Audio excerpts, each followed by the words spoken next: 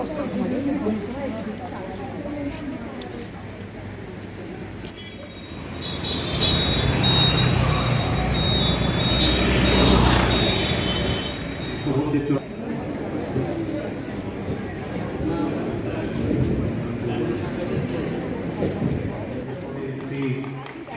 চট্টোপাধ্যায় মহাশয়,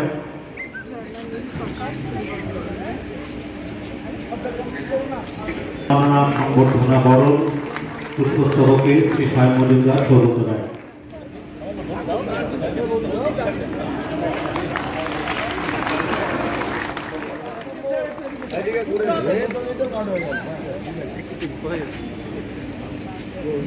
আরেকটি উপহার তুলে দেবে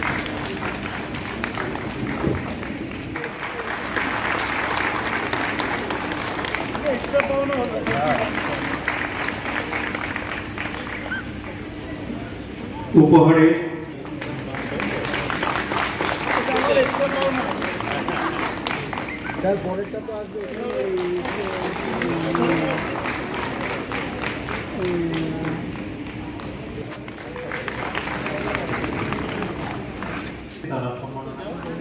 জগৎবিখ্যাত স্বামী মন্দির তাদের পক্ষ থেকে সম্মাননা জ্ঞাপন।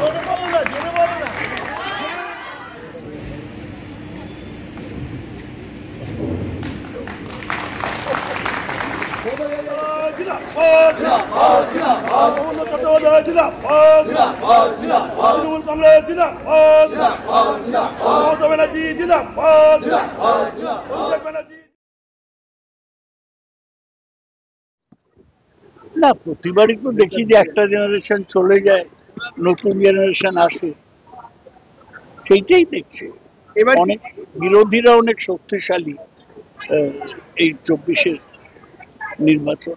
আগে যে কথায় কথায় আপনাদের সংসদ থেকে বার করে দিত, এবার কথায় না, একবার বার করেছিল, কিন্তু এবার আর বিরোধীরাই ডমিনেন্ট, বিরোধীরা খুব শক্তিশালী, ওরা কিছুই করতে পারবে না।